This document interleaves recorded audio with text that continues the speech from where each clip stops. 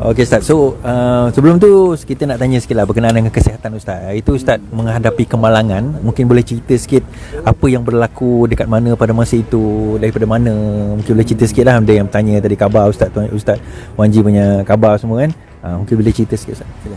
Ya, Assalamualaikum Wadi dan kawan-kawan. Alhamdulillah. Ya, nampak sihat. Wan Ji nampak sihat. Zairil Azmi, Alhamdulillah sihat. Sebenarnya kalau latar cerita lah, malam tu ada dialog dengan kawan-kawan dan Muslim sebenarnya dekat Keluang, Johor. Jadi pergi naik motor lah. Semua kawan-kawan pun tahu Hana ni mana-mana pun bergerak naik motor je kan? Tapi bukan motor Kapcan kan, motor agak besar juga, X-Max kan.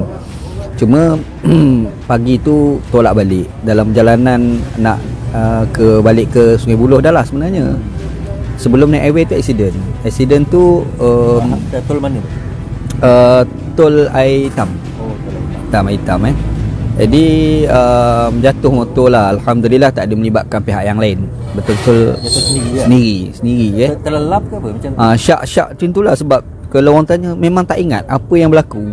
Tahu sedar-sedar ni hari kedua di hospital. Dan bila sedar tu tengok mak dah ada kat sebelah kan. Mak dengan isteri dah ada kat sebelah. Jadi kita pun duk syak rasa tertidur kot, terlelap motor kan. Jadi Alhamdulillah lah, setakat ni makin sihat makin sihat. Sebab sebelum ni sakit tu ada 4 perkara lah yang doktor beritahu. Yang pertamanya adalah tulang belikat patah. Dan sekarang ni belah kanan, bahagian kanan dan sekarang ni makin pulih lah. Walaupun tangan ni dah ada tempat tak boleh angkat lagi. Sebelum ni macam ni je ni dah boleh angkat dah ni, cuma tak boleh lebih. Kalau macam ni lah sakit balik kat belakang. Lepas tu yang keduanya ada pendarahan otak. Yang ketiga pendarahan buah pinggang. Yang keempat adalah pendarahan hati. Dan masa sedar tu memang dia bobor tiup dekat kemaluan tu. Dan nampak takungan kencing tu memang campuran darah. Setulah. Lepas tu 2 hari sebelum balik daripada hospital tu dicabut. Lepas tu kita kencing memang banyak darah keluar. Tapi dok syak luka. Tapi lepas pada tu sampai sekarang dah tak ada dah darah. Jadi dok rasa Alhamdulillah sihat lah kot. Dan masa kat KPJ tu doktor tanya soalan pasal otak tu, doktor dapati ingatan okey. Siapa nama doktor tu? Azmi. Dr. Azmi ingat tak apa saya? Jangan tak ingat Dr. Azmi. Itulah. Tapi Alhamdulillah, secara dasarnya Alhamdulillah. Sebab tu bersyukur jugalah sebab ramai kawan-kawan doa. Dan saya pun sebenarnya bila jumpa ada kawan-kawan tanya, kau ni dah makin sihat ni cepat sebenarnya, macam tu kan. Jadi duk ingat balik ini mungkin berkat doa kawan-kawan kot. Sebab bila tengok dalam Facebook tu, orang doa tu sampai ratusan orang doa untuk sihat-sihat kan. Lepas tu kawan-kawan yang tempat kita kuliah dekat Melaka, dekat Kepung dengan di Rawang tu pun diorang pakat-pakat doa. Lepas tu ada kawan daripada Indonesia datang, NU Nahdlatul Ulama Indonesia tu. Ada seorang jantan wakil datang untuk lawat kita. Lepas tu bagi bantuan pula, bantuan kewangan Kita pun rasa berbesar hati lah. Jadi bila kawan-kawan Nahdlatul Ulama kan, jadi mungkin doakan kawan macam ni lah, menyebabkan kita sihat cepat Alhamdulillah kan. Lepas tu setakat ni semakin sihat lah. Cuma yang kita lebih makin mahkamah je sekarang ni. Yang lain tu insyaAllah lah, mudah-mudahan baik lah insyaAllah. Itulah mungkin komen lebih kurang. Ni tunjuk sikit kecederaan Ustaz kat mana. Yang fizikal lah, fizikal muka ni muka Lepas tu tangan ni banyak luka. Kaki luka belah kanan. Lepas tu dia jatuh belah kanan belah kanan. Dia ada yang kata ingat Ustaz bawa Pulau Panda. Bukan. Tak, bukan. Ustaz daripada Johor. Dia daripada ada satu program lah. Saya tahu program tu sebab update dalam Facebook kan. Dialog dengan kawan-kawan rakan-rakan bukan Muslim non-Muslim. So on the way balik tu Ustaz update lagi. Lepas update tu saya tengok dapat mesej, betul ke Ustaz? Orang tanya saya, Ustaz betul ke Ustaz Wan Ji accident? Saya macam saya pun tak tahu. Kan saya pun tak tahu Ustaz Wan Ji accident kan. Jadi dan kita found out lah. Dan dia ada cerita pasal Ustaz Wan Ji ni Wahabi ni. Ustaz, sambang sikit lah. Apa macam mana ni Ustaz? Wahabi Ustaz ni. Tak tahu lah. Ana pun tak faham kenapa orang nak tuduh Ana Wahabi kan. Sebab sebenarnya Ana antara yang kuat mengkritik Wahabi sebenarnya. Kalau orang follow Facebook Ana, ada beberapa status Facebook Ana kritik pandangan bebas. Cumanya Ana ni ada satu sikap, Ana nak beragama biar berdalil, berhujah. Dan dalil tu mestilah sah kan. Sebab mana boleh kita hujah dalil tak sah. Macam kita kat mahkamah lah kan. Mestilah macam tu. Cuma bila kita ingat Wahabi. Jadi bila kita singgung orang-orang yang dikatakan sufi contoh kan. Ustaz macam contoh macam anda tulis malam lah tentang apa Ustaz Wadi Anwar. Wadi Anwar apa nama dia? Wadi Anwar kan. Kan dia tulis pasal dia ada buat statement berkenaan dengan Nabi Adam Firaun pergi buat menara sampai 15 km tinggi dia. Benda ni tak masuk akal. Bahkan benda ni telah dibahas oleh ulama-ulama muktabar. Contoh macam Imam Fakhruddin Ar-Razi, Buya Hamka, banyak tokoh lah. Dan kita bagi hujah dalil. Jadi bila kita beragama secara berdalil, dia bukan Wahabi. Tetapi sekarang di Malaysia kalau berdalil orang tulis Wahabi. Dia iyalah orang Wahabi duk up soal perlu berdalil. Sebenarnya yang mengangkat soal berdalil ni bukan Wahabi, yang tidak Wahabi pun mengangkat berdalil. Jadi macam sepatutnya itulah beragama kan. Barulah kita beragama secara betul, berfakta kan. Kalau tak nanti kita beragama secara khayal-khayal orang kan. Cuma ialah mengikut tak apa. Tapi sampai bila kita nak mengikut? Kalau tanya Wadi lah, Wardi pun sendiri masa kita dalam The Usrah Show dulu pun, wacana-wacana kita pun bukanlah makna. Kadang-kadang kita pun kritik beberapa pandangan Wahabi tu kan. Kita ada bahas pasal isu neraka tu kekal ke tidak. Ini betul bercanggah dengan konsep Wahabi kan. Jadi yalah orang mungkin salah faham lah kot kan. Dia tak kenal. Mungkin wacana, mungkin dia mendengar tuduhan daripada musuh kita.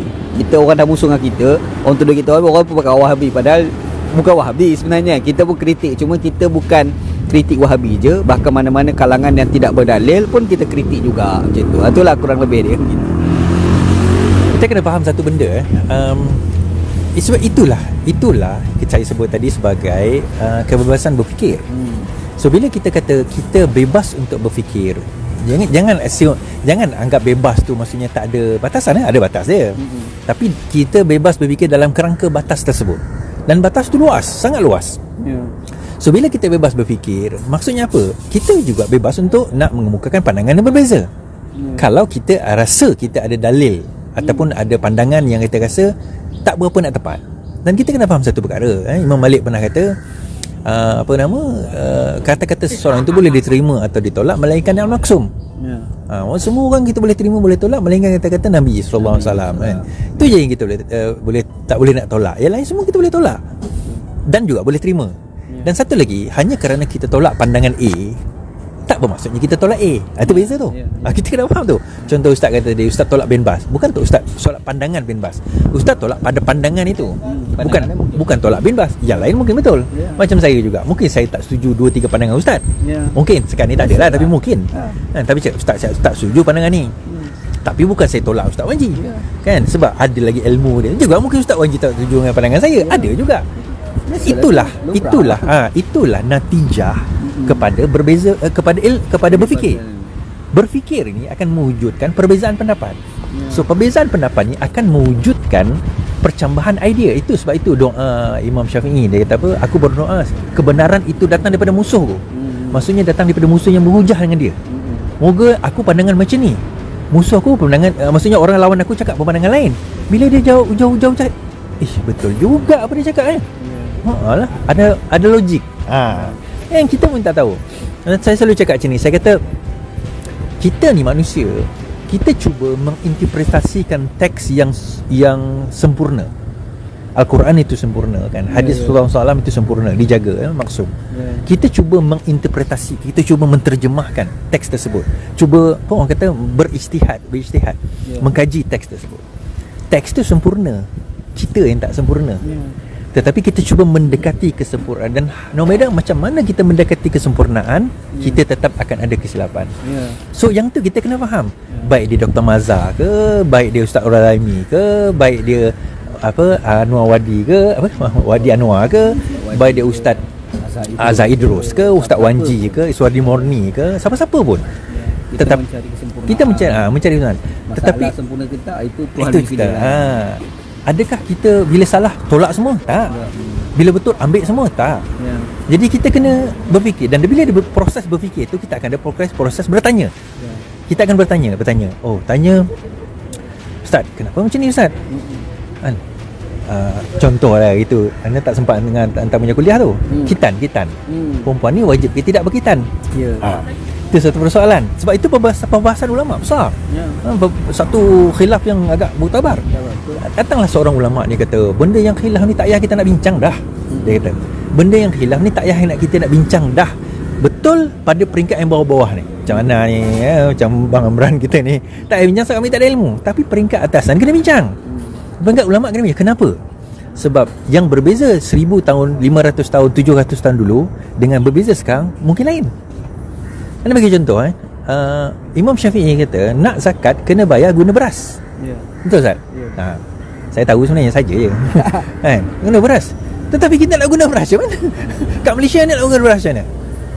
Yang kata guna duit, boleh bayar guna duit hanya Hanifah kan? Hanafi je. Hanafiah je kata boleh. Hanafi je boleh kata bayar guna duit. So akhirnya kita ijtihad balik. Okey, kita tengok balik.